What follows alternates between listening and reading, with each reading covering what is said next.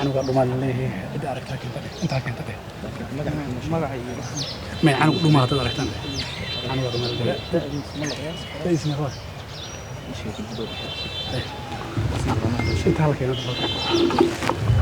بسم الله الحمد لله والصلاة والسلام على أشرف الأنبياء والمرسلين نبينا محمد صلى الله عليه وعلى آله وصحبه أجمعين أما بعد فإن أصدق الحديث كتاب الله وخير الهدي هدي محمد صلى الله عليه وسلم وشر الأمور محدثاتها وكل محدثة بدعة وكل بدعة ضلالة وكل ضلالة في النار أعاذنا الله منها جميعا ولا ليال الله أكبر الله أكبر الله أكبر الله أكبر الله أكبر الله أكبر ولله الحمد انت اينان برنامج كنا ير قامن gudaha aynaan u gelin waxa jira ogeysiis ama wargelin ama codsi ku saabsan ilmo yar oo dhumay oo waalidkii ka soo dhumay marka anug yar oo baadiya oo ama ooyaya ama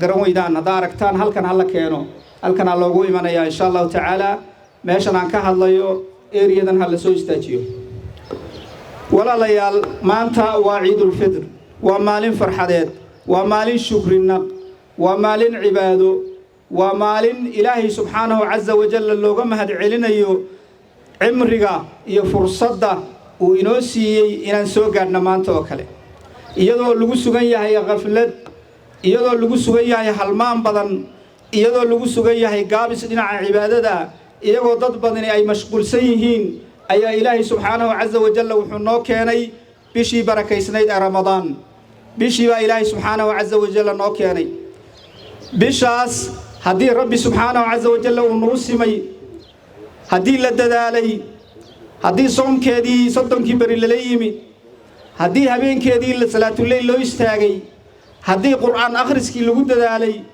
haddii dikrigii ilaahay iyo xuskii lagu dadaalay haddii sadaqa lagu soo khatimay cidda intaa soo samaysay aan sheegay maantana ilaahay fursad uu ku soo gaadho uu siiyey xaq buu leeyahay in uu ilaahay subxaanahu azza wa jalla dartii u farxo isla markaana uu shukriyo waxyaabaha marka maanta oo kale sunnada ah waxaa ka mid ah rabbi subxaanahu azza wa jalla inaan ku shukrino walitukmilu alciddata walitukabbiru allaha calaa maa hadaakum walacallakum tashkuruun ilaahay subxaanahu azza wa jalla inaan ku shukrino rabbiga subxaanahu azza wa jalla galladaas noo galay arrinta kale sunnada ah waxaa ka mid ah farax in la farxo sida nabiga sallallahu alayhi wasallam xadiidkiisii saxiixa uu ku sheegay lisaa'imi farxatan farxatun cinda fitrihi wa farxatun cinda liqaa'i rabbih farxadii koobaad wey ee adduunka noogu imaanaysay ee soddonka maalmood cibaadiya caafimaad rabbi subxaanahu azza wa jalla isugu kaaya daray iyo tawfiiq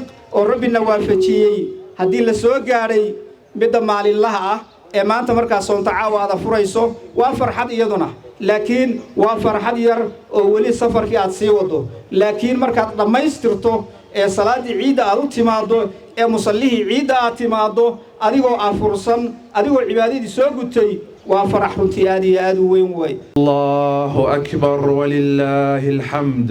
A walk to prayer side by side, no rank, no pride, just hearts aligned. You bow, you stand and you feel at peace, a quiet joy that does not cease.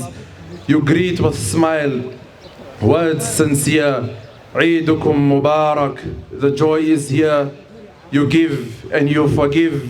You mend what broke with every kind word softly spoken. You visit your loved ones, you share and you care. Warmth in your voice, light in your stare. You remember those who need a hand.